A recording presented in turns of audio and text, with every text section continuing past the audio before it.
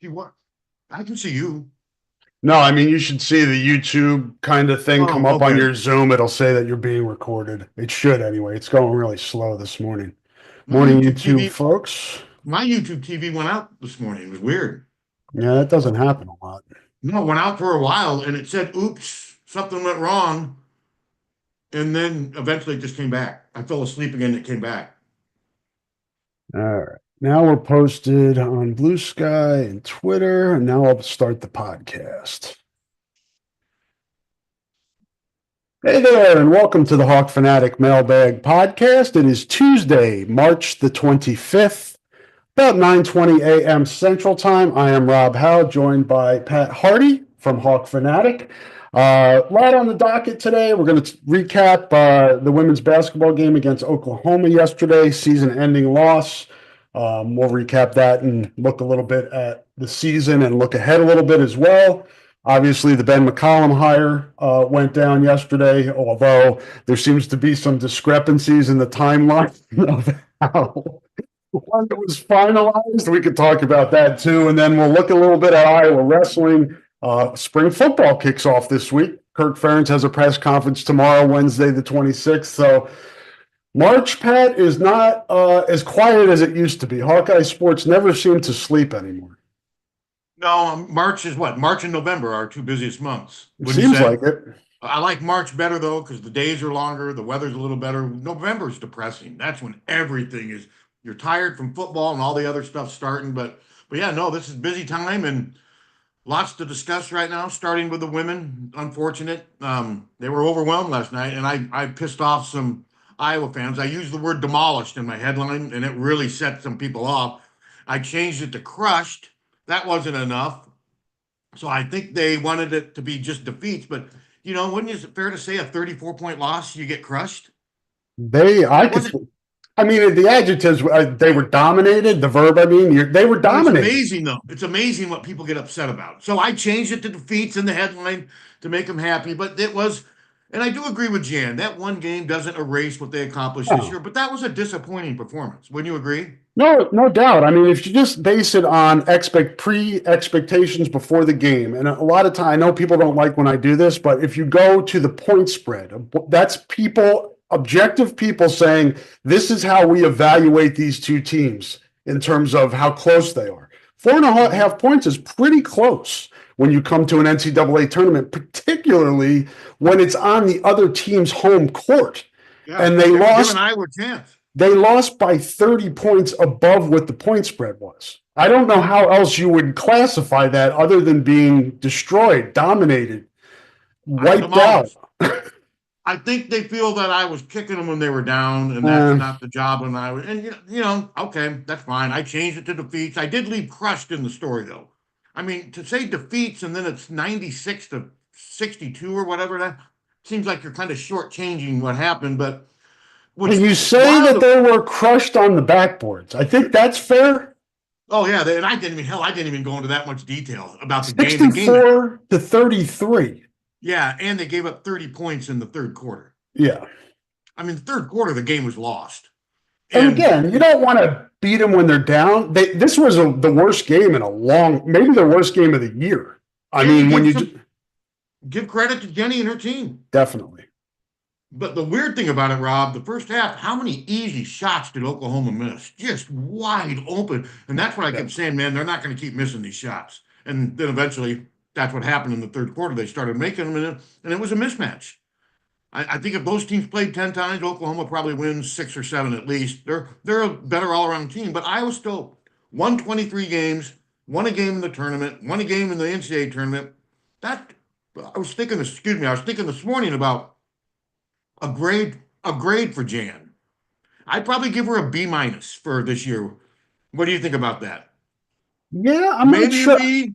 What were your preseason expectations? How close did they come to your 10-8. preseason? My high prediction was 10-8. I had them going between 8-10 and 10-8. They went 10-8.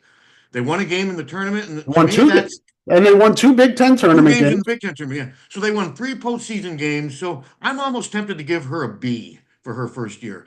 When you figure everything that they had to replace, they had the 5 game losing streak. I thought they rebounded from that. So yeah, I'd give her a B. I would. I think that was better.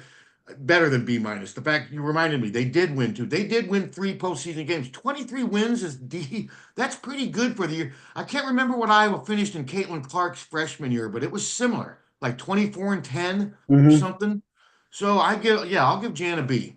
Yeah, I think that's fair. I mean, it is, we've talked about before, it's a big change going from that second chair to the first chair. And I think there was some adjustments that needed to be made early in the season. We saw it, and people were pissed off. Oh, they hired the wrong coach. They should have hired Jenny. All that stuff was going on in November and December when they were losing some close games. But give her and the team credit for being able to make the necessary adjustments, realizing that maybe Hannah Stuelke and Addison O'Grady don't work together at the same time on the court. So she had to make some adjustments, and she did, and it was successful. They won 11, I think, of their last 15 games. They did. That's pretty strong way to end the season, and I think they ended on a way that can give you some momentum going into next season when they're going to have a lot of young players.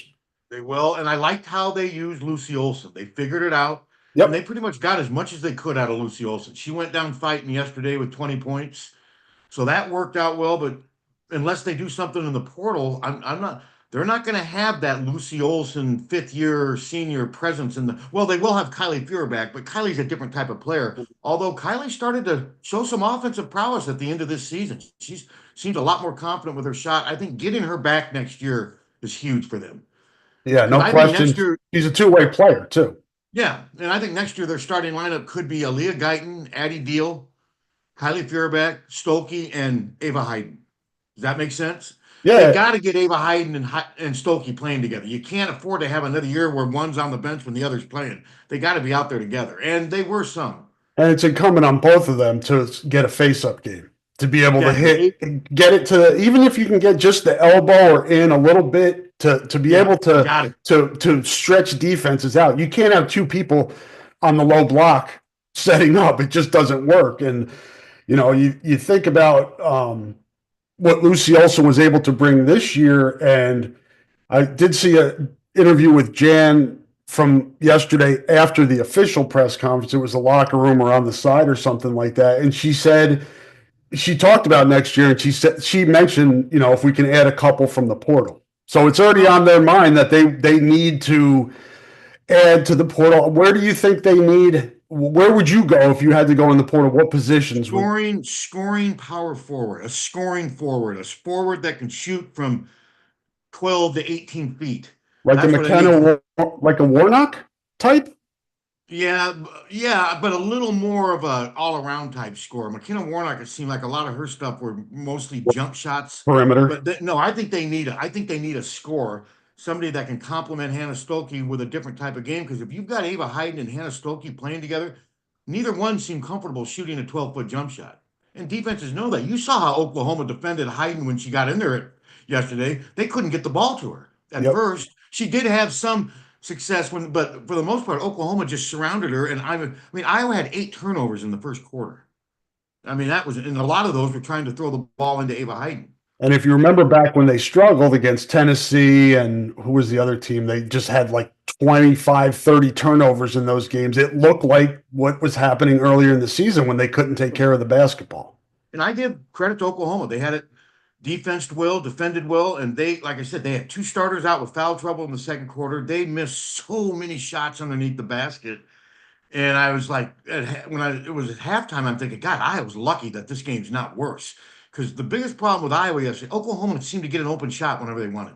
Iowa's defense didn't rotate as well as it used to. The help defense wasn't there like it has been, and it just the better team won.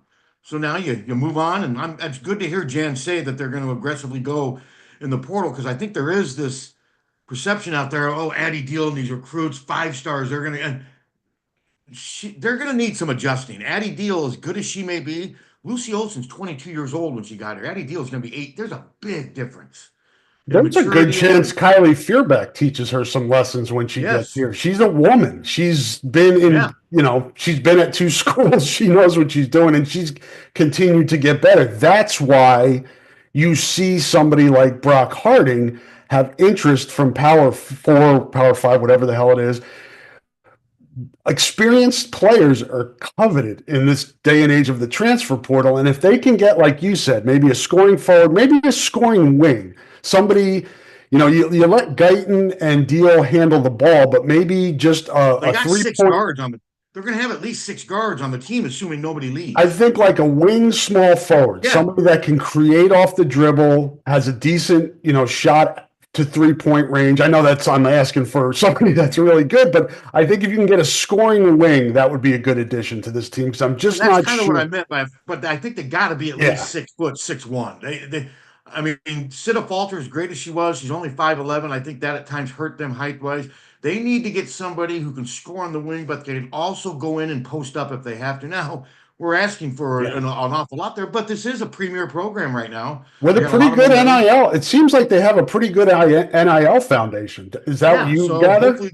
hopefully they can get somebody because yeah, I think they need a scoring presence on the front line that's a little different style of play than Stokey and Ava Hayden. And Ava Hayden needs to advance her game. She needs to. I wish she could get that little 10-foot jumper that Addie O'Grady was so comfortable shooting. Because she's going to get open a lot that way because teams are going to dare her to shoot that until she shows she can make it. So it will be interesting to see what Jan does this offseason with the portal. Yeah, because you look at it and you say, what experience do I have coming back? And Taylor McCabe was really good at times this year, but I don't know how much growth she has left in her game. If she can make progress like Kylie did, become a little bit more well-rounded and not just shoot threes and give the team a little bit more, that makes you feel a little bit better about that position and maybe not needing to add through the portal of that. The freshmen from the other Stremlo and Mulaney, what kind of progress can they make? And that's part of the going into the portal, right? You have to kind of project what are these kids coming back? What are these kids coming in? What can I count on with them? And then you kind of adjust in the portal and say, okay, I need to address this because I'm just not sure if this is going to, who I have coming back may need another year of development. Whoever they get in the portal may impact who they have coming back too. Somebody may be Yeah. like, you never know. It may have a not saying that anyone's going to leave the team, but somebody might. If they bring somebody in and pushes people down on the depth chart, they may be like, man, I got to go somewhere else to try to get some minutes. It happens with the men, it happens with the women some. So, but no, like again, 23 and 11 first year, I'm giving Jan a B. And it was just disappointed that they weren't more competitive yesterday. They just let that game slip away. And I mean, that third quarter was brutal. I mean, Well, there was the it just 16 after they got that quick start. There was a 16-1 run that got Oklahoma bad. That was the end, like to finish up the first quarter, right? That yeah. Iowa had that played well, and then Oklahoma just boom woke up, and then Iowa kept it close because you said the second quarter Oklahoma was missing bunnies and easy shots, and then in the third Two quarter, starters were out. yeah, and Yeah, then that Ring and third Beardsley. quarter Yeah. everything started to go in. They started to Yep. make everything. And then Iowa just kind of ran out of gas. So, So Heather but Williams has developed nicely. I saw her play a couple times live in high school up at Liberty, and I think I saw her at West High once. But she's a nice player. yeah, Jenny's a proven coach. I mean, and Lisa and Jan can probably take some solace in knowing that they probably had a lot to do with her wanting to become a coach. They were a big influence on her. And somebody point asked me, is there bad blood between Jenny and Jan? And I'm like, why? Well, Jenny was really going out of her way to motivate the fans when Oklahoma was way ahead. And I'm like, it's amazing how sensitive some people are now. Like, she's not supposed to motivate the fans at home at an NCAA game because it's her alma mater that she's beating. I don't get that thinking. No, She it's puts that. like hey, Bobby Knight was like, hey, let me take it easy on Ohio Ohio State. State. Yeah. No, that's not how it works. And Jenny, if you remember from when she was here, she's very competitive. So is Jan, and you have What to about be Jenny? at this level. Jenny's just like Caitlin Clark Yeah. as far as competitive. She really is. And what's funny is nobody was a bigger hawk than Dan McCarney, and nobody wanted to beat Iowa more than Dan McCarney when he was the Iowa State coach and the Wisconsin coordinator. So that stuff changes as life evolves. So I just thought that was kind of odd. I just think Iowa fans, they love this team so much and they resent it if they think you're picking on them. And to me, a verb choice for a headline's not picking. It's just it was a 34-point thrashing. That was another word I thought about using. Pound, crush, thrashing, demolish. I thought annihilate's a little too strong. Defeats just didn't work with that. I mean, that's something like, probably Iowa Sports Information site would use, Yeah. something. But I whatever. I mean, I did change it. I showed weakness and changed it. I let the readers determine it, but I did use crushed, and I'm not taking crushed out of the story. I don't it's think many people are reading it. I think most people have moved on, don't you? Yeah, they're thinking about They who they're follow. going to. They're already looking at who's going to. The women's basketball fans are like, all right, she said we're going to get kids out of the portal. Let's look because I think the women's portal opens today. I think it does. Yeah, and all will So be. we'll see. Maybe You'll I mean, start hearing names. do you Remember, think Iowa women? You mentioned it earlier. Are there any? I mean, you think about. I'm trying to think of the roster. They're so young. I'm not sure that they should fear losing anybody to the portal, but you never know. you just never know. You just never know how things are going to develop and how players are going to react to other players coming in. I'd be surprised though if they try to go for guards in the portal, unless there's just a super guard that because you figure they've got Addie Deal coming in. Assuming nobody leaves, they'll have Guyton, Feuerback, Stremlo, McCabe. There's five guard. The girl from Solon, Hallie Yeah, Kelly Kelly Levin. Levine. There's six Kelly Levine. There's six guards right there. Yeah.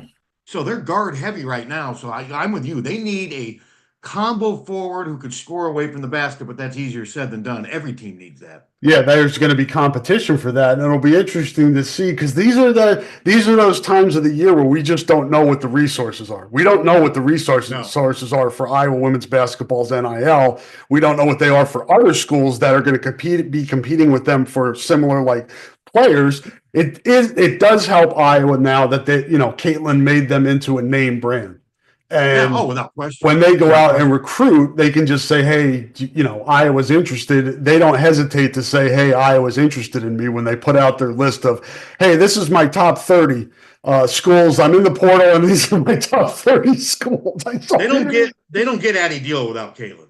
No, no, I they don't don't. think she would have even considered him. That Caitlin has had a breakthrough in that regard, and that Caitlin interview with David Letterman's coming up. Did you see the little Yeah, I think you're the Yeah. one who tweeted about her competitive even with Halloween candy. Yeah. She basically get lost on her own just because she was in such a pursuit to get more candy than anyone else. And but I remember Jenny Lillis being that way though too. Jenny Lillis had an edge to her on the court, and the funny thing is she still scrimmages with the players. She's on the scout team. And did you see some of the quotes? They said that she'll get like in your. She still wants to win and beat you down when she's working for the scout team. But I remember Jenny playing with kind of a Caitlin edge. Maybe it's a Dowling thing. Who knows?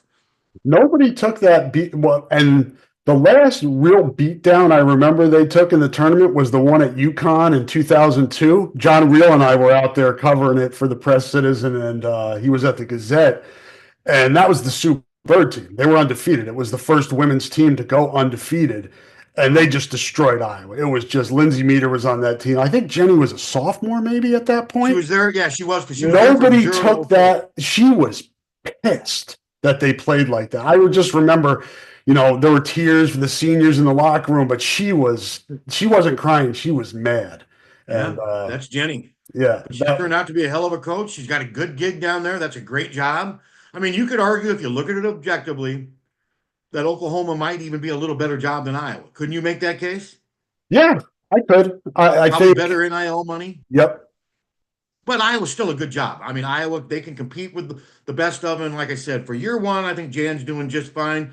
My advice to Jan, not that she needs my advice, seems like Jan works so hard to answer every question perfectly. You know what I mean? And I think she puts too much pressure on herself to try to please the media with these great in-depth answers. And I don't think she needs to. That's just me. I enjoy interviewing her. I just think sometimes she works too hard at it. But in a way, that's a compliment because she seems to really care about how she's perceived, how her program's perceived, and how she interacts with the media. I respect that in her. But I just want her to make it easier on herself. Every answer doesn't have to be a Pulitzer. Yeah, I was looking at the transcripts from whenever the pregame was. That was on Sunday, right? They did Hmm. the off day press conferences, and her and Jenny both have they both give Yeah, long answers, yeah, and they do that's give long those two. answers. They like to talk and make sure they get their points across, and They that's do. fine. I'm it would be easier for them and easier and shorter for them, but I think they enjoy interacting with the media, and they're both really personable. Uh, Yeah. anyway, so it kind of works out that way. Yeah, I think for most people, you wondered what the post Caitlin Clark era would be like, how it would start. And I think this was okay, like you. I I think, agree. making it among you got to figure you're among the top 32 teams in the country. You made it to the round of 32 after losing a generational talent and some of the most memorable players in the history of your program to bounce back, hit on the right transfer portal guard. I mean, you didn't know that Lucy Olson was going to fit, and it looked for a while like she might not be able to, but they were able to figure that out. Yeah. And now, what can you do from here? It's because now it's not like the old days of building a roster where it would just, okay, these are the kids coming back, these are the kids coming in. There are more components to it now, and it's not only what you're doing, but it's what the competition is doing. And you know, it's a good conference. We saw that, and sorry, that sucked to see Juju go down last night, man. That is It did. just terrible for the sport, And you terrible knew for right away what her. it was. You knew right Yeah. away. You saw the knee buckle. It's just, yeah, and that's in the minds of some of these girls still playing now too. I mean, yeah, it's bad. It was weird as I thought about that. That's one thing about Caitlin Clark. I've never seen her other than that one time she rolled her ankle a little bit. She is so durable. And knock on wood. Hopefully I don't jinx her. But that's been what's been amazing about Caitlin is how durable she is. But no, I feel terrible for USC. There's no way they can win without her. I mean, I don't see it. But I mean that's the breaks in the game. You feel horrible for her. But the good news is unlike when my brother and dad hurt their knees 70 and 40 years ago, knee surgeries aren't the end to it all now. She should be able to bounce back, but it's not going to be easy. No, and the timing of this, she's probably not back till what? You got to Oh, figure mid-season, maybe. I Maybe could see she her not. redshirts next I could see year. her redshirting. Yeah, I could see her redshirting next year just to She be could safe. redshirt, play one more year, and then go to WNBA. She wouldn't get 4 full years and go after Caitlin's record, which that's Thing kind of is, what. she's making money now. Yeah. Oh yeah. She's making, and not it's not like she's gonna lose some $7 million WNBA. So that makes this a little easier. It's not like well, a lot of these guys are making so much money now. Like that guy going to BYU, the number one recruit, isn't he getting Yep. like 10 million? It's crazy. It's silly type money. He doesn't even need to play in the NBA. I mean, it's incredible.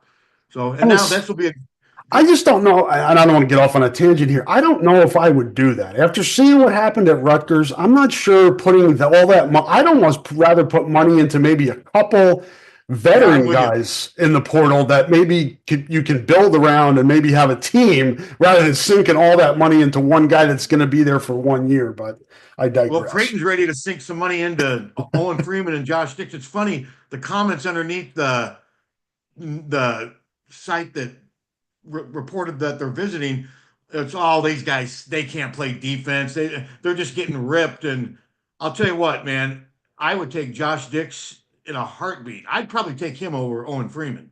I like them both, but I think Dix is. I mean, can you imagine a backcourt with Dix and Bennett Sturts? And I tweeted that yesterday, and right away, oh no, neither one played defense. Blah blah blah. I mean, I think that would be a pretty good backcourt. And you saw Mike Mahon's tweet, right? Yeah. And I believe Mike. Mike's connected. He's the former Drake SID. He still does stats and stuff for the game. He just said both that Sturts and Isaiah Howard will both be following McCollum to Iowa, and so now I expect that because he wouldn't tweet that if it was not true. What's funny though is it kind of got ignored, because he's not a big Twitter presence. He's not a brander.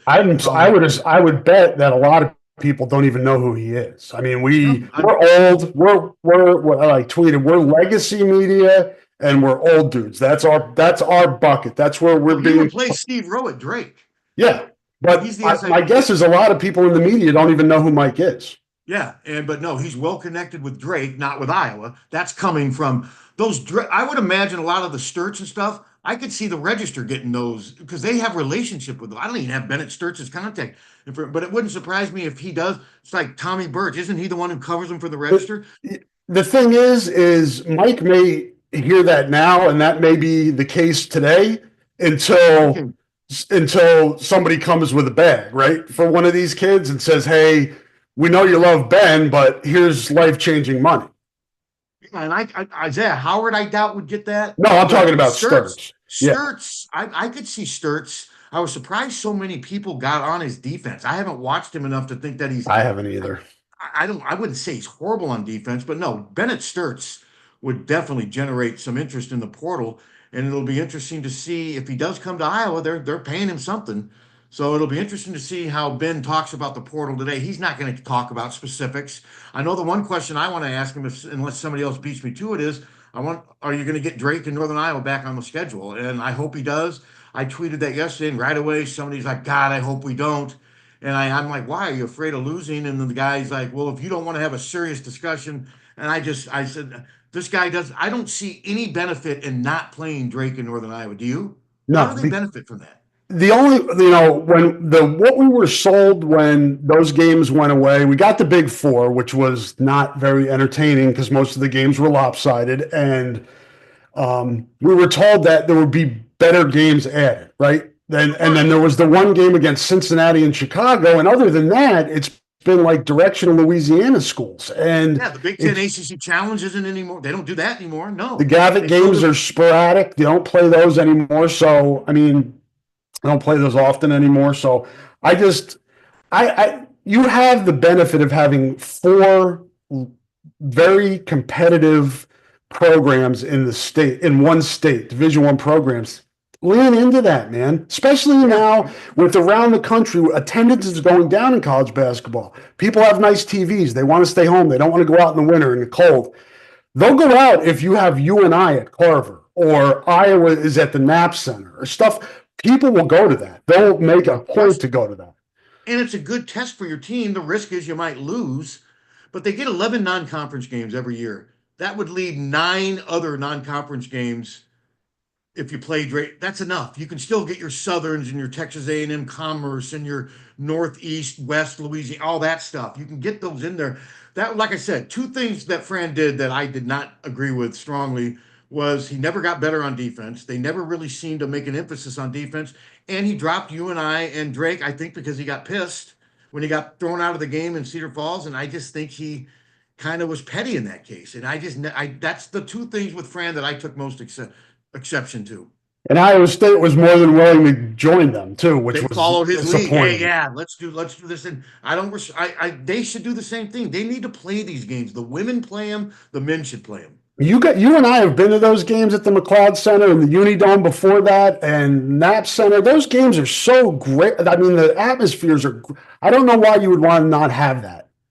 I remember coming home from one of the games. I think this may have been Isn't before the that when McLeod. Alford took their pizza? Wasn't that at Yes, that was one of them. the? But there was one where I think they were. I was driving back with Danny Frazier, and it was terrible weather, and he was driving. I was driving. We did a full donut on 380, did a full spin on it, and then straightened out and just kept going and made it home. You remember all those road trips that we've driven through with weather and through the state of Illinois. I mean, God, it's amazing. But no, they need to get those games back. And I have a feeling Ben, since he's been in Drake's shoes, I think he'll do it. He may not have an answer today for that, but it's a fair question. It'll be interesting to see the kind of questions he's asked about NIL but I just don't think he's going to be able to be real specific because my guess is right now, do you think he really knows exactly how much they're going to have? I don't see how they can tell him that. That had to be part of the negotiations. I can't imagine he would have said, "Yeah, I'm just going to take whatever you guys have now." No We have. way. I'm. Beth had to have had some selling point to say, "Listen, we know we're behind. All the reports and all the stuff that's out there is true. We're behind in NIL, but that's where we're going to need you. You're personable. We're going to need you to help us build this. But if you do, we have, we're a Big Ten school. We have the Yeah. resources otherwise to win. We just need to help. We're going to work with you to help build this up." And he's going to probably have to go out and solicit some of his own donations. But if he's up for it, I can't imagine he took this job not knowing the ins and outs of what Iowa basketball was currently. Oh, I'm sure he did. And I'm thinking that's part of what the negotiation process was on Sunday, trying to get that stuff finalized. Because I was hearing that, yeah, they were meeting. He met with Drake in the morning. You knew he was going to meet with Drake and then work on trying to finalize a deal with Iowa later on the day. I was hearing that as it was going on. Now, as far as who broke it, I mean, who gives a crap? I mean, I can't believe some of the stuff people argue about. I mean, I did think it was interesting though, those TV guys in Des Moines, Brian Harden was very transparent. He gave you the timeline, the exact detail, and whether somebody had that's just so petty. Who cares?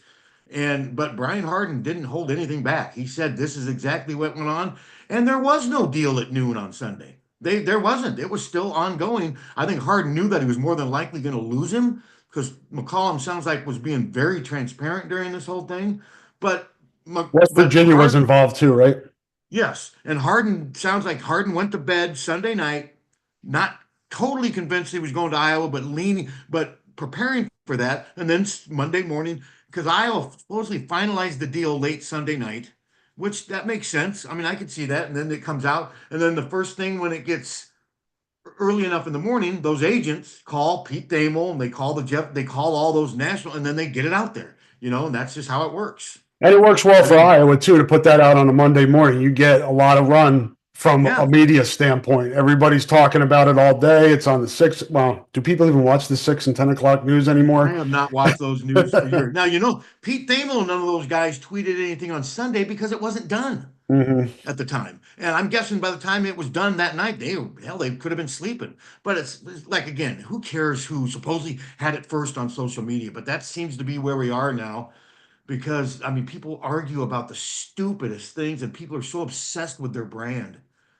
That's and I'll be the old dude, legacy media person that says when sports journalism and journalism in general became about branding and popularity, it's just too easy to have yourself compromised in those situations and take dangerous risks, unnecessary risks, and things like that. But whatever, it's a done deal. McCollum is here, and 3:30 today, right? 3:30 press conference. 3:30 today, and at this point, I think you have a good chance of keeping Cooper Koch, and I would say Price Sanford. I don't know if you're going to have the money to, and maybe Josh Dix gives you a home state discount, but you saw it as well as I did. He and Freeman are both in the top 5 247 rankings of portal guys. Top 5. On 3 has Dix number 1 the last night, unless somebody else has supplanted him. But you rank it, those guys are going to get paid. And I just, unless there's a sugar daddy out there, how is Iowa going to compete with that? I don't know. And the settlement thing, that's only going to raise it maybe up to 2.5. All right, 2.5, that would barely pay for Owen Freeman and Josh Dix in the market. Yeah. So, but Ben must feel confident that he can do it. It's going to be harder to do what he did at Drake at Iowa. No question. You just need much better talent.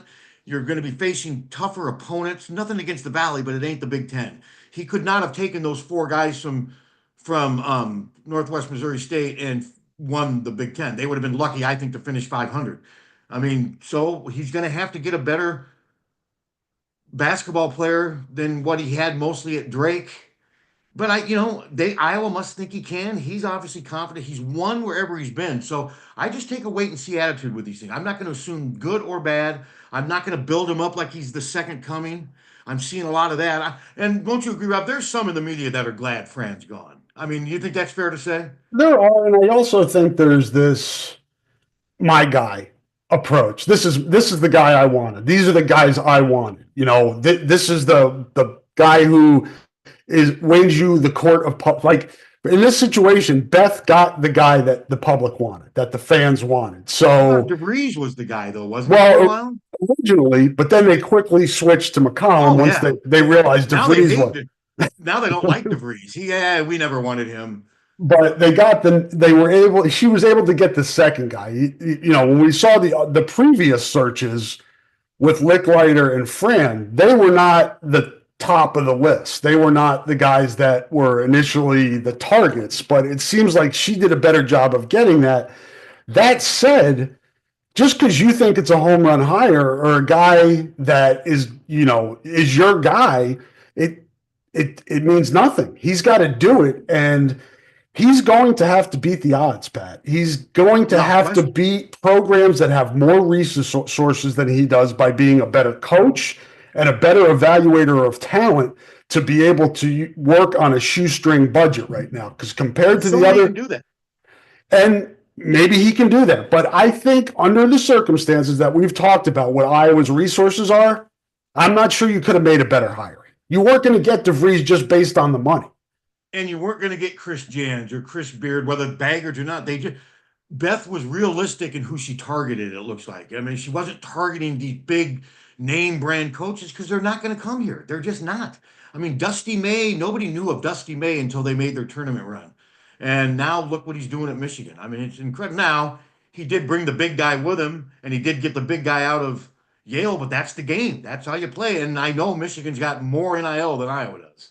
So it's That's a lot why I'm easier. saying Ben McCollum's going to have to beat the odds here. He's going to have to do more with less Yeah. and figure this out. It's not an easy equation either when you think Well, about the money. and I'm not gonna, there was a tweet or someone saying on Twitter about DeVries that Iowa was willing to spend and do whatever they needed to do money wise to get him. That did not turn out to be true. You can say that until you're blue in the face. You either have the money or you don't.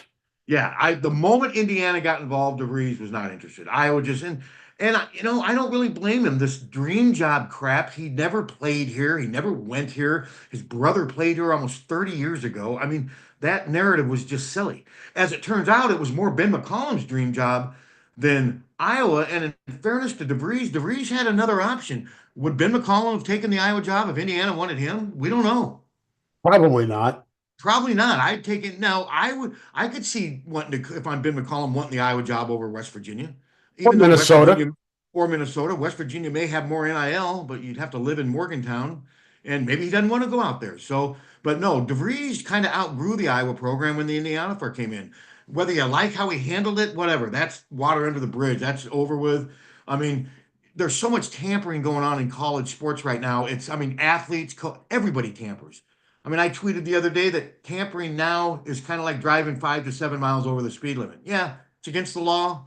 You recognize it, but nobody does anything about it because it's just the way things are. And sooner or later, though, I think something's going to change because, I mean, I just think there's this spiraling down a bad tunnel, if that makes any sense. It just seems like the lack of structure and supervision, things are just going to get so bad to where someday somebody's be like, enough, we got to do something. What that answer is, I don't know.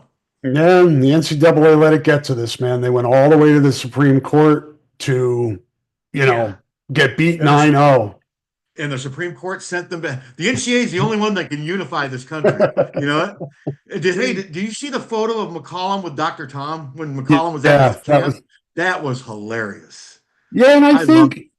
think we talk about a lot about fit, and just on the surface, it seems like he's a good fit. That doesn't He mean he does. will be, but I mean, No, he does. he knows the landscape of the state. You have to figure he knows what he's getting himself into, and so what you would think if he knows what he's getting himself into, he's got a plan in his head, right? He's like, okay, these are the priorities. These are what I need to do to make this a successful program again. And you got to hope that his plan is a good one and he can execute it. If I'm Iowa marketing, I'm talking to the student section, students Move the trying to get. students now. I Well, mean, no, they need what I think they need to talk to the students about getting a bunch of them next year to dress in the white button down with the yellow tie. And I think that'll happen. Kind of like what that group of former Drake players did. yeah. I think that is something Iowa needs to push for a marketing thing. It would be such a cool way to get the students more involved. And I think that will work. I think that'll be part of I can't believe I'm the only one thinking that, but that marketing needs to talk to the students and say, we need to get you in these games and we need to get you to dress like the coach. Because I'm assuming he's going to wear those really tight white button down shirts with a tie.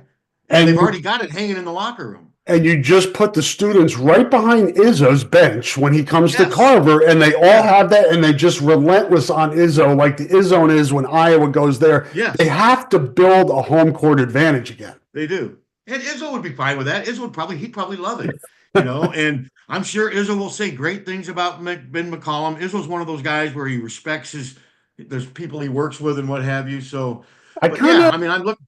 I see some parallels with Kirk Ferentz too, and Ben McCollum as somebody who kind of worked his way up the ladder. It wasn't somebody who was like, like Steve Alford, who barely worked like lower level jobs. He was kind of just anointed a good coach because he had a good run in Springfield, Illinois. But McCollum has worked his way to this, so that gives me kind of some confidence that he's ready for the moment. He's also almost the exact same age Kirk was. I think Kirk was 44 when Iowa hired him. McCollum's 43. Now I will say Alford. Remember, Alford did have success at that Division III Yep. school right away. That gave him that Manchester, little jump. Manchester, I believe it was. And then Indiana, he did do division. What were they? three. I think it was Division 3. Division III. I was all for the Alford hire when it Yep. happened. I didn't know that he was a horse's ass. I had no idea what he was like personally, but I was all for it, but it didn't work. And I didn't have serious questions about the Licklider hire. I thought he was odd from the moment I met him, which he was, but he was the reigning coach of the year. Yeah. He couldn't recruit him. My concern with McCollum will Those were bad. Those were both bad fits here. They were. And my concern with McCollum, if I have to find, is that he won't be able to recruit the athlete that he needs, much like Licklider couldn't do it. And I mean, let's face it, Licklider just didn't have the horses to run his system because Licklider knew X's and O's. You don't get that far with, but he didn't have the whole package. And I'm not saying I think McCollum's going to struggle as a recruiter, but that to me is, I have no questions about Ben McCollum's X's and O's, his preparation, his adjustments during games, the way he handles players, the way he develops them. He can do all that. It's going to be, can he get the bodies in here to make Iowa competitive? Yeah. And does he have the resources to be able to recruit and get those players in the Big Ten? Is he going to be able to have a competitive roster? We didn't see a lot of Fran with the NIL. I mean, it was a few years before that. He was able to get guys like Luca and the Murrays, and there wasn't, it wasn't as. Because think about what Keegan Murray could have gotten NIL wise. Yeah, you know what I mean? Right. But Fran didn't have to deal with that. It's just roster building is just so much different now. It's going to be fascinating to see how he does. And again, he has his press conference today at 3:30 over at Carver Hawkeye Arena. I'm sure the university will stream that live on YouTube. Just go to HawkeyeSports.com. I'm sure they'll have a link to that. Do a couple ad reads here, and then we'll talk a little bit more Hawkeye sports before we get out of here. Support for the podcast comes from Systems Unlimited, celebrating 50 years of providing services to people living with disabilities and mental health needs throughout East Central Iowa. A list of their services and upcoming events can be found at sui.org. That is sui.org. Hear from a few more sponsors now, and Pat and I will be back on the other side with some more Talking Hawks. Hang in there.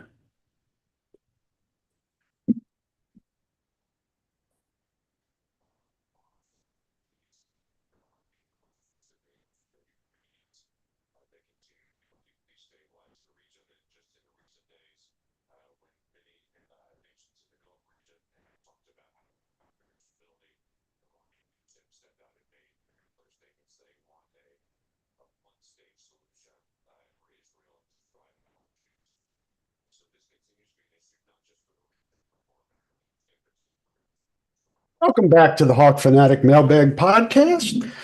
Switching is easy. We do it all the time. We switch on the lights. We switch TV channels. Some of us switch partners while square dancing. Well, that's a stretch. But what's not a stretch is how you can switch and save with State Farm. In fact, State Farm agent Chad Birch right here in Iowa can switch you over so you can start saving today.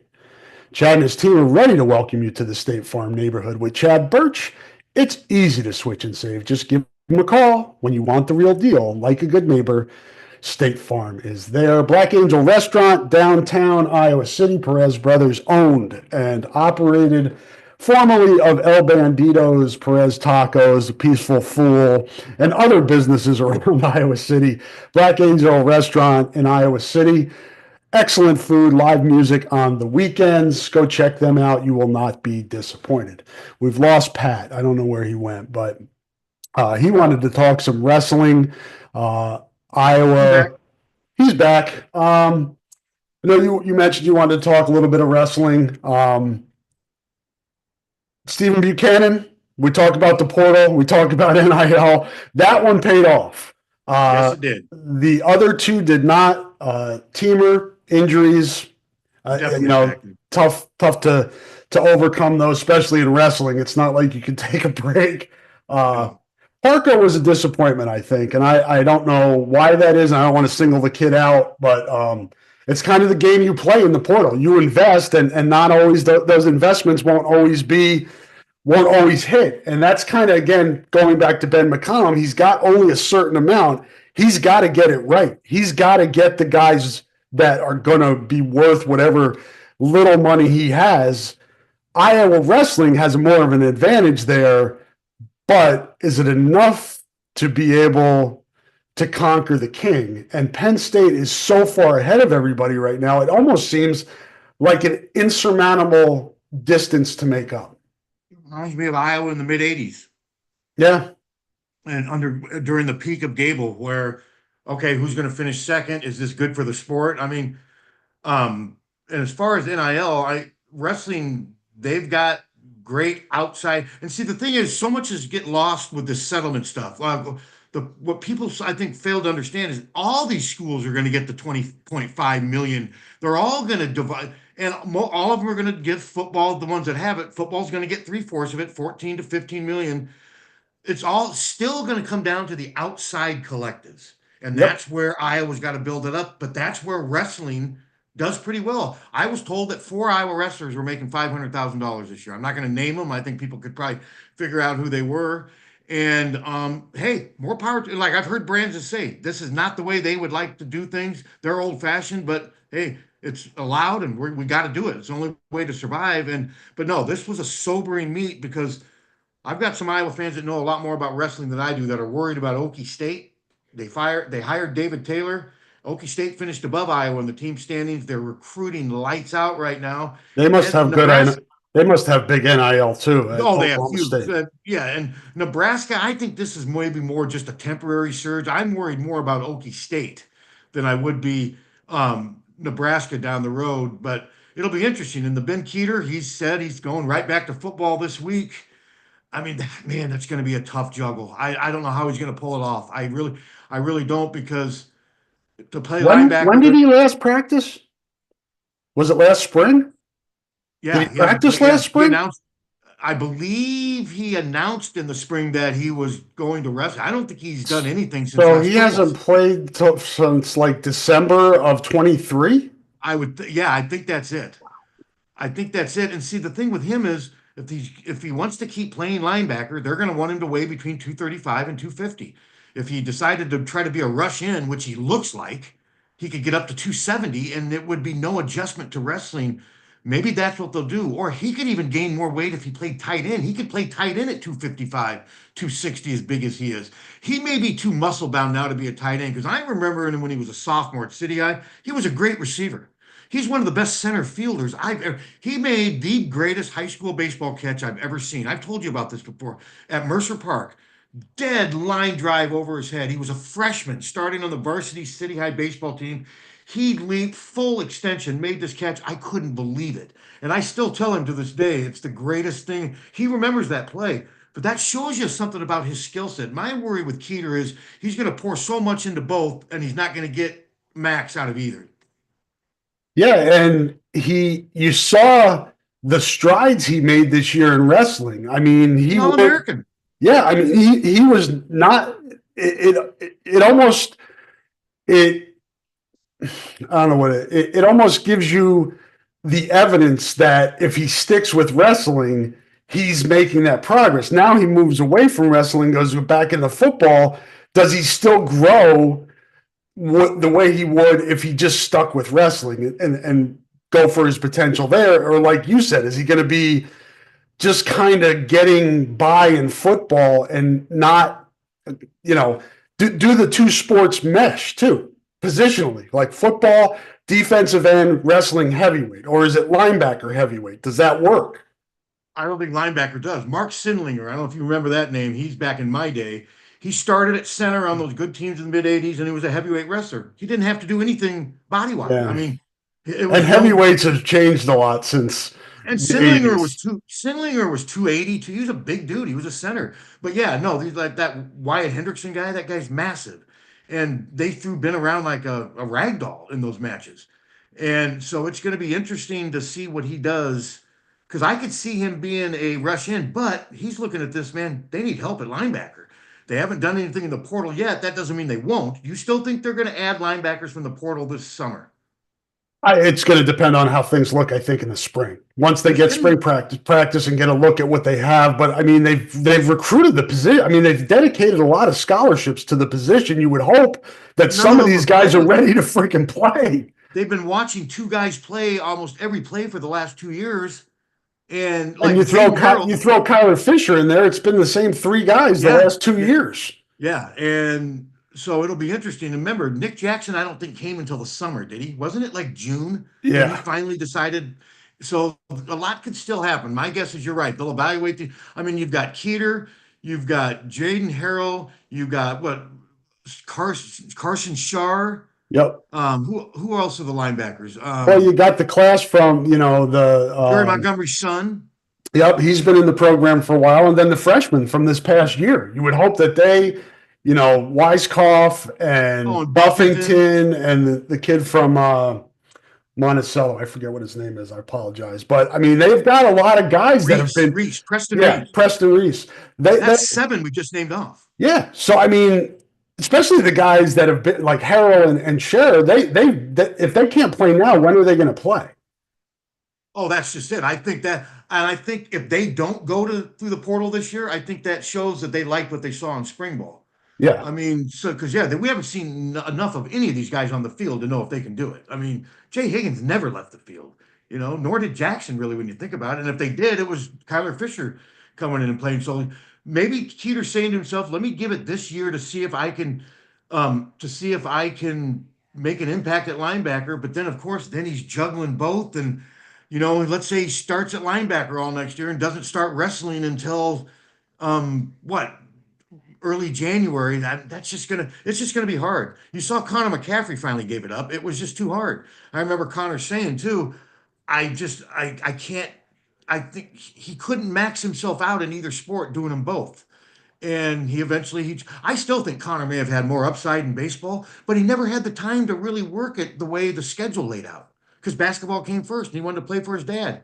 And he was a decent basketball player. Yeah, it's just hard. It's hard at the college level to be able because there used to be more downtime, whether it's football or other sports, where you could, train in maybe your second sport. But it doesn't seem like there are windows like that anymore. It's year round for every sport, and if your opponents and your competition is training year round in a given sport, and you're only training a percentage of that, Yeah, it's hard for you to develop at the same rate, and that's all right. So here are the linebackers: Jackson Rexroth, Derek Weiskopf, Landon Van Kekerix, Kelby Tellender, Nolan DeLong, Cam Buffington, Devin Van Ness, who helped clean up your yard or whatever it was. Jaden Montgomery, Jaden Harold, Zach Tweet, Carson Scherer, Preston Reese, Jack Laughlin. That's like how many? 14? It's a lot. And it's just, I mean, none of those guys have, there are guys on here that are like Carson Scherer and Zach Tweet are seniors. Zach Tweet saves people on the side of the road, doesn't he? Yep. I'm pulling for him and the Van Ness kid who cleaned my neighbor's yard. I've got personal preferences in the linebacker competition. But Keeter's not even on this roster, and that's probably just an oversight. But I mean, they knew he was coming back. My guess is Weitzel will add him to this now that he said he's coming back. But technically he wasn't on the roster this year. Yeah, this is the roster for the spring, though. I believe. Yeah, my guess is they'll add him back. So yeah, I'll give the kid credit, man. I mean, that takes a lot of persistence and time and guts to do what he's doing. I just hope it works out for him because I think he's a better wrestler than football player. And that's no knock on his football play, but the kid finished eighth. I thought he was even going to finish a little higher. I thought he had a chance to, other than the three freaks on top, he was as good or competitive with everybody else. Yep. The three freaks, I mean, Kirkfleet, Gable, and the Hendricks, he couldn't even put a dent in those guys. Other than that, though, he could beat or compete with anybody. And those guys are all gone now. Aren't they done? Hendricks may have another year. I mean, Stevenson's like 30, and he's been there. I think so. He's the Jess Settles of wrestling. I mean, the reason we got into this conversation was, what is the path for Iowa to catch Penn State? I mean, I saw Penn State, that Ono kid he's in classes now at Penn State, so he's probably going to wrestle there. The kid that beat Spencer Lee.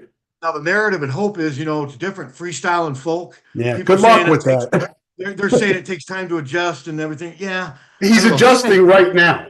At Penn State, and he beat Spencer Lee. It's amazing. Iowa gets this commitment from Bo Bassett, which is great, man. Good kid, number one in his class, wrestling and everything.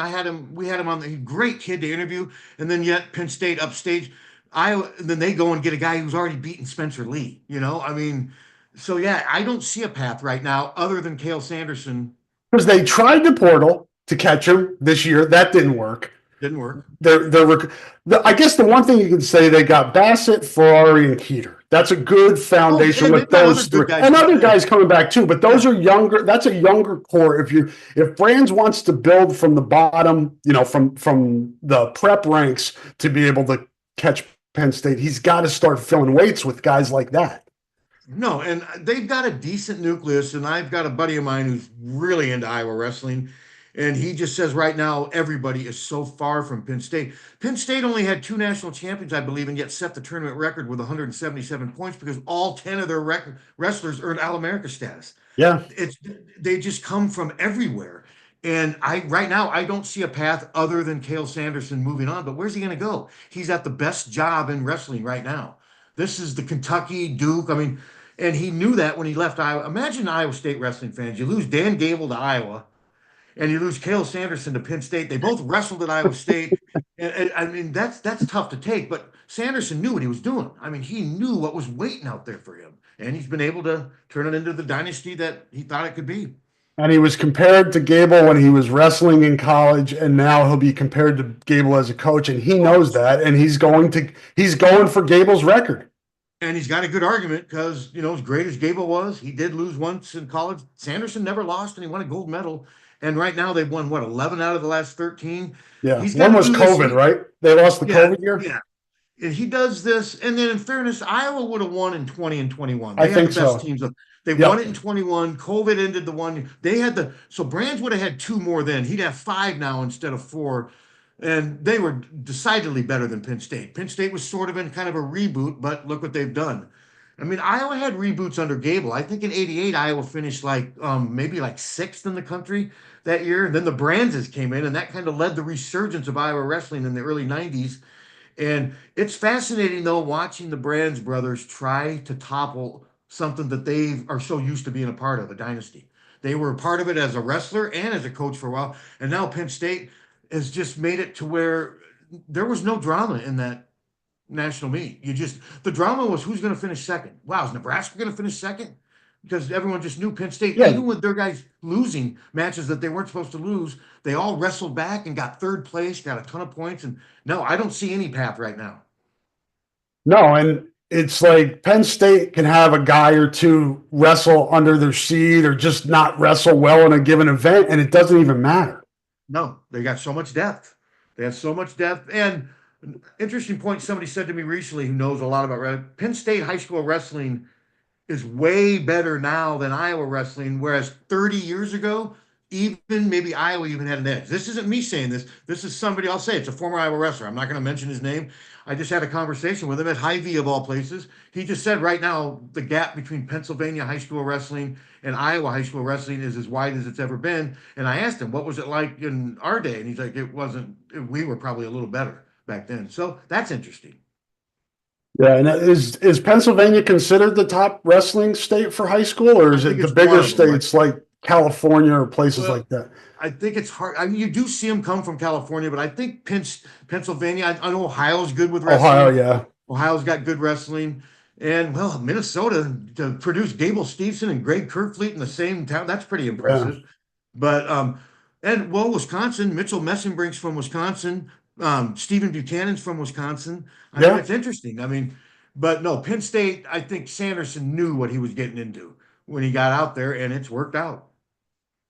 And we'll see if Ben McCollum knows what he got himself into. He's about to find out, and What do you think? What do you think this looks like for him to get to be successful? Is it a rebuild year next year and then kind of build towards it? I mean, I what's the need to see the path? roster first. I What's need the to see the path for roster. him? I need to see the roster, and I will say I was way wrong with him at Drake. I didn't like the hire at first. I did because I didn't really study enough of him, and because I just don't follow Division II basketball much. Northwest Missouri State, I had no reason to, and I underestimated him. And then when he started signing all his players, my response was, "Oh, he's getting what he can. This is a disaster. This is going to be a disaster."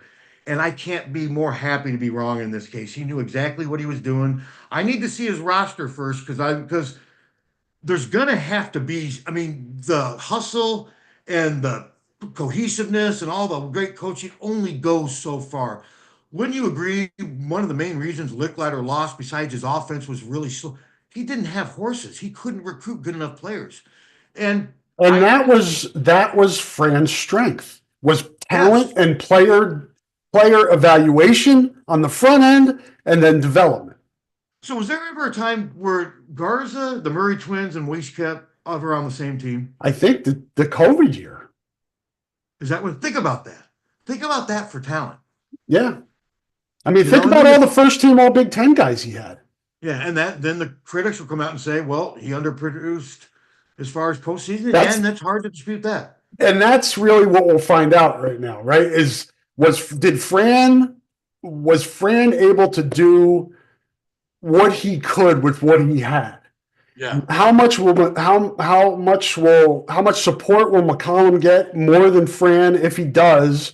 And what can he do in this situation to be able to just be behind other programs in the league and having fewer resources and having to be better at the other things to be able to win? Oh, you're right.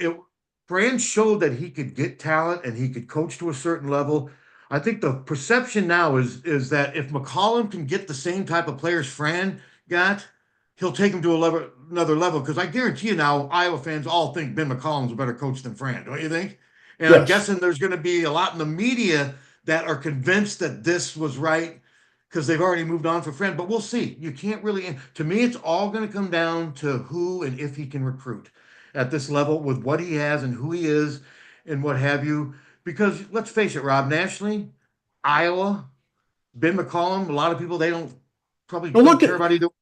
look at it this way, Pat. Iowa needed guys in the portal last year, right? They lost Tony, and then they lost Patrick. And you're like, all right, well, we got to go in the portal and get some. We got to give Peyton Sanford some. Drew Thelwell, good player, nice player. Good. Yeah. And then Traore, no. Is that right? Yeah, Sadu was from Manhattan. Yeah, he was so those were the two guys they were able to get in the portal. And both ended up being starters. Good players, but difference makers? No. They weren't like the kid that Michigan got from Yale.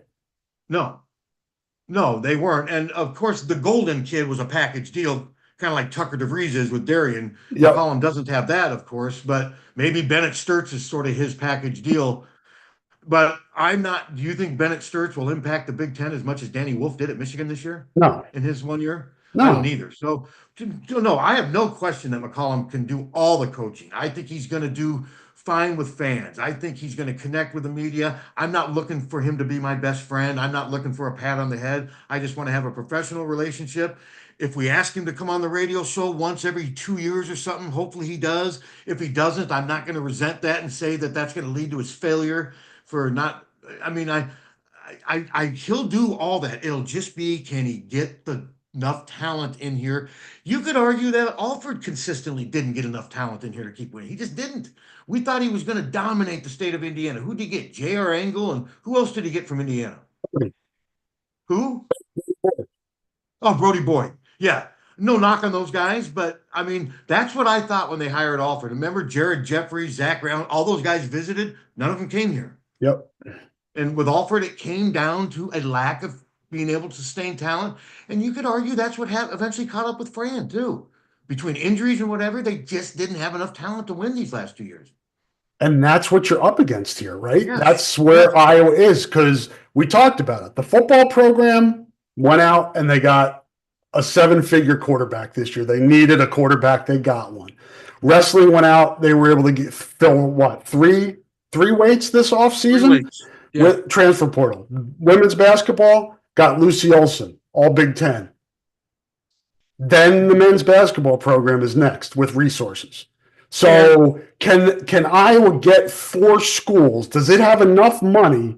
Do the fans have enough of an appetite to donate to make Iowa men's basketball? Because I know it sucks, but this is the landscape now. It's not just a coach going out and convincing Rafe Those days LaFrentz are gone. to stay in the state instead of going to Kansas. Yeah. You need the money to get people to stay. I mean, the brand name still carries a little, but no, it comes down to money. And think about this, Pat. If McCollum goes out and identifies somebody like an Aaron White, for instance, like Fran got, who didn't have any other Power 5 offers, and he's here for a year or two, and does Iowa have enough money to retain and keep guys like they did with Jay Higgins and Sebastian Castro, and the football program is able to keep players? That's what you're up against here. It's more than can Fran and Ben McCollum coach. They can coach. They didn't get here. They know the game. It's more than that now. Owen Freeman was going to leave even if Fran stayed, it sounds like. Yeah, he just... you can't blame him. No, money's too much. Because he would have stayed here if Iowa could have paid him.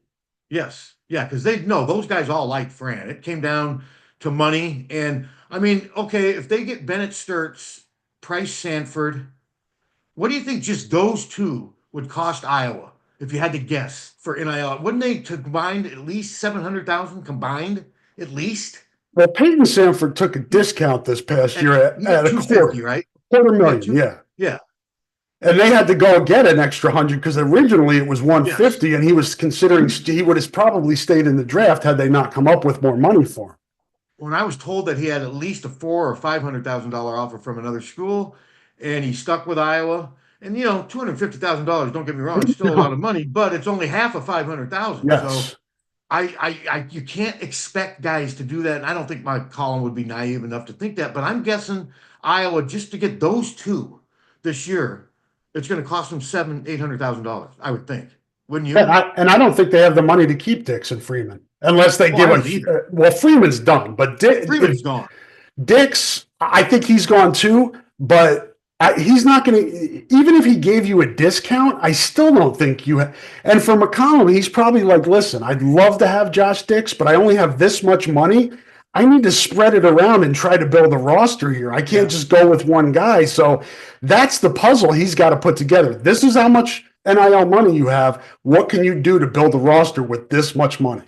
Yeah, we may find out what Fran was working smoke and mirrors and miracles, just to keep them competitive like he has. And that's what we're going to know. And it'll take now if they go, let's say they go 14-17 next year, I'm not going to panic. I mean, he's got to get at least 3 years. And if they're not winning in 3 years, he'll be gone, don't you think? If they have 3 straight losing seasons, he'll be gone. I think the harder thing is too, what if they're not very good next year? How are you going to get people to donate? It almost feels like he's got to be halfway decent next year in his first year to start building up the treasure chest again. You're saying by halfway decent, at least 500. Yeah. A little better than 500. And be competitive. Yeah, make the NIT or the Crown. Maybe the Crown will look good in Vegas next year. When the hell does that thing start? Are they going to play that? 31st. Not for another week. Man, could you imagine those teams having like 2 and 3 weeks off? I think Iowa should have played, and then they go out there with Traore. Traore and Tajo still haven't entered the portal yet, have they? The last I've checked. Yeah. They'd have them. They'd have them and Kingsbury. They'd have like 5 or 6 guys. Fran was just doing that. He knew they weren't going to be in the tournament. He was just doing that to, he was going down fighting. Yep. I get where he was coming from, but he knew that was not going to happen. Be interesting to see if he lands somewhere next year. I know he's interested. Oh yeah, I mean that podcast.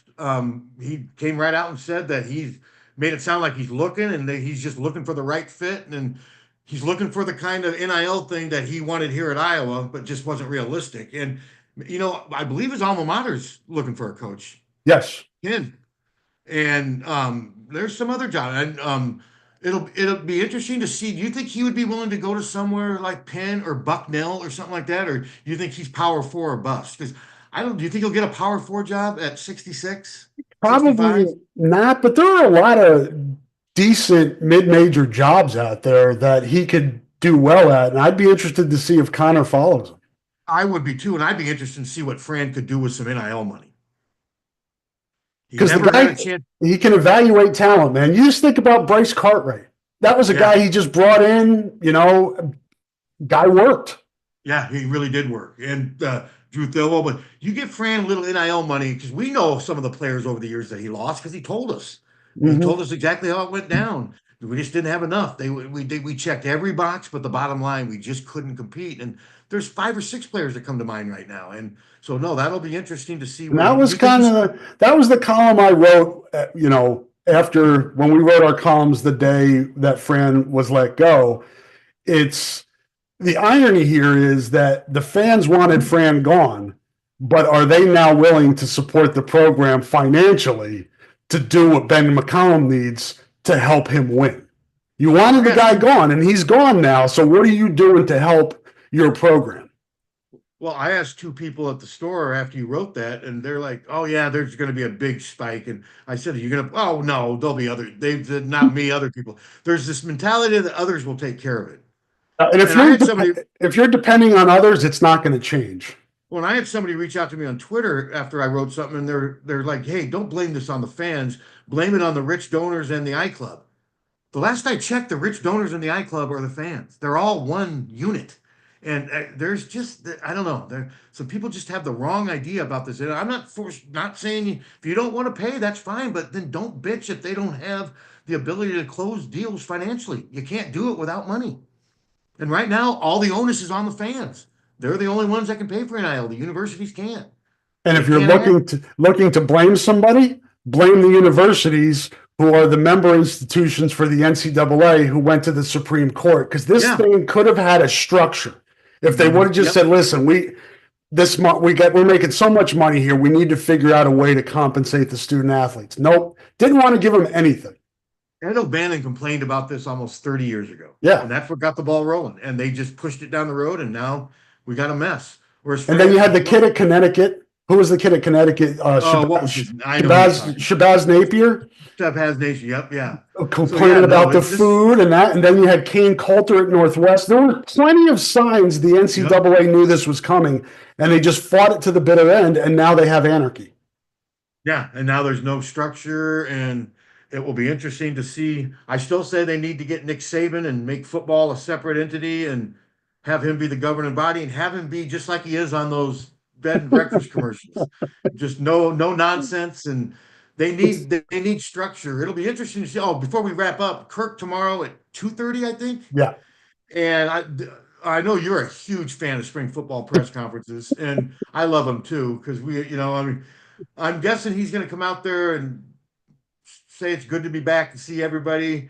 And he's going to say that he's, had some time to think about and proud of what they accomplished last year under tough circumstances, but always looking forward to the next challenge. And he's really looking forward to spring, and he knows the guys are ready to work hard. You think a lot of work to do. We got a lot of work to do between now and the start. We're not ready for a game, but that's why we're here, and we're going to get ready now, and we're going to get ready for August and get ready. And the quarterback's injured, so you can't talk to him till June. I don't think we're going to get Gronowski this spring, which is fine. Kirk's got a policy: if they're injured and stuff, they don't talk. And then as long as we all get treated the same way, I don't have it's their policies. Yeah, and I don't know how much insight the kid could give you at this point. He hasn't even practiced in the offense yet. Can you imagine, though, if they threw him in that front atrium? My God, it'd be like throwing red meat to lions. The media they'd lose themselves over him. Yep. It's but no, I've been told that he will probably not be available this spring for interviews. Late start to Prince. They seem to just nudge it a little bit later each year, but in this, with the weather we've been having, it probably makes sense. And they'll wrap up, close to the end of April now is the open practice at Kinnick Stadium. So you'd hope the weather would be nice for fans to come out and get, one of the few looks that they get where they get this and Kids Day. That's it. Yeah. And it's brutal outside right now. Yeah. I didn't realize when I went to get a bagel, it was horizontal rain and cold, and no, it's nasty, but it is March in Iowa. So, yep, no doubt. So I think if we forgot anything, baseball's playing well. Softball beat UCLA. Yes, softball beat UCLA. Man, what a great story! They're rallying around the controversy. They've got girls on that team that disagree on how they should act during the national anthem, but they figured out a way to coexist together and respect each other's opinions. I'm happy for them. And Seems like baseball's the 7-2. seems like the softball culture is all right. It doesn't need to be Yeah, and I changed. like this coach from New Zealand. He's funny. He's doing a hell of a job. And baseball's 7-2. But I think the question that needs to be asked, not that anyone here could, what the hell is going on with Ohio State's pitching? Man, My God, I watched a couple highlights, and this, I mean, the move, there was no movement on the perfect shot from behind, it's just like batting practice. I mean, and that's Ohio State. Iowa beat them 18-2. They 10-run rule. I mean, they just destroyed them. I think they had 43 hits in the series. And I mean, Ohio State should not be bad in any sport. not that bad. No, I mean, if I'm their pitching coach and their baseball coach, I'm wondering what the hell. Where's our INL? Where's our NIL? So, but no, nice starts for both of them, and happy to see Rick 7-2. And that's one of those things. If Iowa has a lights out baseball season this year, you better make sure you keep Rick Hiller, because if Iowa has a huge year, Rick's going to be somebody that some other people may covet. He's still got a lot of good years in him. I know he loves it here. He likes it here. Because if you think Iowa basketball is behind the times with facilities and shit, go look around at the Big Ten baseball facilities and then see. And Banks Field, we've watched a lot of good games there, fine.